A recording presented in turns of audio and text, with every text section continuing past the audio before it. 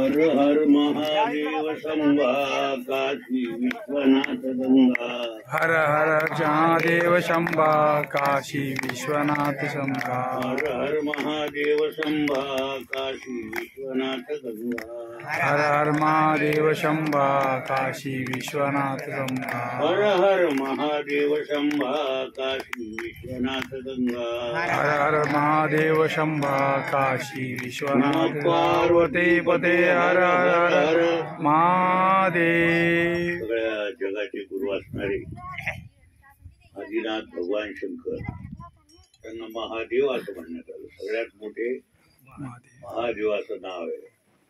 त्या भगवान शंकराच्या कृपा प्रसादानं इथं आपले आप्पाचं नाव काय रामाप्पा शंकराप्पा आणि समस्त ग्रामस्थ मंडळी आपण सगळे त्याच्यातच आलो.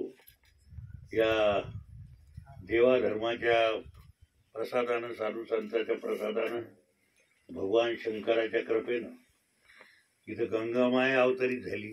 विहिरीला पाणी लागलं. त्यांनी भयंकरच मेहनत घेतलेली दिसते. ती सगळं खडकच. हो खरं म्हणजे पाणी पहिलेच होतं पण खडक बाजूला करावं लागतं. तसं आज देव पहिलाच आपल्या याच्यातलं खडक बाजूला करायचं. याच्यातला अडथळा देवाचं स्मरण करायचं चिंतन करायचं. अप्पा काय मस्त गोड आरत्या म्हणते.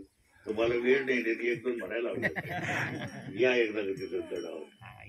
तेव्हा भगवान शंकर म्हणजे शांत आहे. ज्ञान गंगा बी आहे जटात आणि शीतल ही भगीरथ राजाने ज्यावेळेस स्वर्गातून गंगा आणली ती गंगाबाई म्हणे मला नेऊन काय करतो. माझं आवेग कोण सहन करील. भगवान शंकराचे जटा शंकर तेरे जटा में बहती है गंग धारा म्हणजे शीतगंगा पण आहे. वर बस शीतगंगा पण आहे ज्ञान गंगा पण आहे. शीतगंगेनं आपलं शारीरिक शुद्धीकरण होतं आणि ज्ञान गंगेनं जन्माला आल्याचं फळ आपण खरं म्हणजे सगळे शिवस्वरूपच आहोत. ना हम मनुष्यो न च देव यक्षो न ब्राह्मण क्षत्रिय वैश्य शूद्रा चिदानंद रूप शिवहम. ही व्यवहाराकरता नावं दिलेली आहेत. त्याचं कोणी ब्राह्मण नाही हलका नाही भारी नाही. सगळे शिवस्वरूप आहे. शिवस्वरूप आपण सगळे देव. या आपल्याला माहित नाही का आपण देव स्वरूप नाही. मग अशा निमित्तानं माहिती होती. आता आपण मुळात कोणाचे आहेत शिवाचे. शिवाचं जे गाव आहे देवाचं तेच खरं आपलं गाव आहे. आता इथं पाहावर हे आपलं नाहीच म्हणून तर आरबळ येत आहे. आता तुमचं गाव कोणतं समजा सांगाय सध्या कोणतं गाव आहे. पहिल्यापासून घेत आरबळी नक्की नाही प्रवास आहे 2 दिवसाचा. पण आपलं खरं गाव कोणतं भगवान शंकर जे आहे तेच आपलं शिवहम. हेच आपले मायबाप आहेत. म्हणून अशा या देवाची सेवा करीत जाव भजत जाव टिंगल करीत जाऊ. त्यांचे सासरे म्हणून घेणारे दक्ष किती फजिती झाली देवाची टिंगल केल्यामुळे. देवा संतांची कधी टिंगल करीत जाऊ नाव घेत जाऊ. एक वेळ देवाचं नाव नाही घेतलं गेलं तर चालेल पण देवा संताला नाव ठेवीत जाऊ नाही. त्यांची टिंगल करीत जाऊ कोणाचीच करीत जाऊ नाही. आणि फायदा असेल तर करा बाबा. निंदा करणाऱ्याला कुठं मानधन भेटतं का. ही तुटकं फुटकं भारून म्हणणाऱ्याला सरकार मानधन द्यायला लागेल.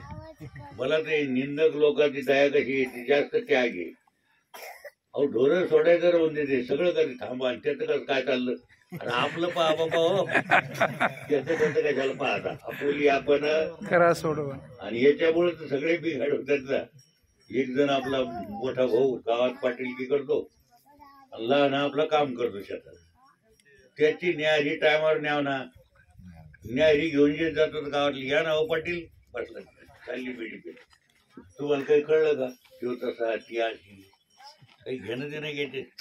तो तिकडे वाट पाहतो. असं रोज मी त्याला हे झाल्यानंतर त्याची बायको म्हणते महिन्यापासून असंच होतं तुमच्या गेल्यावर भाकर राब तुम्ही राबता आणि तो पाटीलकी करतो. हे बरं आहे गे हे चांगलं. ते होतं भाऊ आता उद्यापासून तुला मग वाटे सुरू झाले ना. मग कशामुळं ते लोक येते का आता हे कशाला घडायला ते टिंगल करायला या या या या त्याच्यात वेळ जातो. ही न्यारी नेऊन द्यायची ना आधी, काही काम आहे का? ते कष्ट करतो बिचारा, कशाला फाटाफूट होईल. पण असा भेद म्हणल्यानंतर फाटाफूट होत असते. जो भेद भलताच विचित्र आहे. तुमचं कोणाचं बरं चाललं समजा दोघायचं, एक जण म्हणते याच्यात फाडाफोड करू का आता, त्याच्यात ती बिमारी काही घेणं ना. इकडे या हो, ती येतो त्याने कानाला तोड लावतो. मग ते म्हणतो काय म्हणला रे, तोड लावतो म्हणतो काय, ते म्हणतो काही म्हणला नाही रे, शपथ घालून सांगतो. खरंच काही बोलला नाही. झाला कधी भेद, भेद शिरायला येळ लागत नाही, पण निघायला कल्पचे कल्प जाते. म्हणून असा भेद शिरून घेऊ नये. सगळे आपण एका देवाची लेकरं आहोत. मस्त आनंदाने राहायचं. 2 दिवस तर राहायचं. तुमच्याजवळ सगळे रजिस्ट्री आहेत, कागद पक्की आहेत, याचं आहे का काही बोटभर?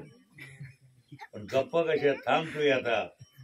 हा 2-4 वाजता तुझी गंमतच पाहतो, जातच खुडूक होते काय पाहतो. याचा भरोसा नाही ना. त्या जीवन की पकडी तेव्हा हे क्षण बघू समजून मस्त प्रेमानं राहा. आता काहीतरी भाग्य उदायला आलो बाळेगाव. आम्ही आलो त्या टायमाला रस्ताही नव्हता. पण गावकऱ्याचं मला अजून आठवण आहे. पंढरपूर सारखेच लोक आलते आणि गावकऱ्यानं बिचाऱ्यानं प्रत्येकाच्या घरात सगळे वारकरी घेतले, त्याचे कपडे दिले. सगळ्याचे कपडे भिजले होते वारकरी. तुम्ही लालणार असाल. मोठा कार्यक्रम झाला पंढरपूर म्हणजे माळेगाव इथं पंढरपूरच झालं. लांब लांबून लोक आले, SRPचे लोक आलते. मोठा कार्यक्रम झाला होता आणि सगळ्या ग्रामस्थ मंडळीनं खूप सगळ्याची सेवा केली. मोठा कार्यक्रम आनंदानं. तेव्हा देव तुम्हाला सद्बुद्धी देऊ, आयुरारोग्य मिळो, सुख मिळो, कीर्ती मिळो. देवानं तुमच्याकडे पाहावं आणि तुम्ही देवाकडं पाहावं ही शुभेच्छा व्यक्त. नमः पार्वती.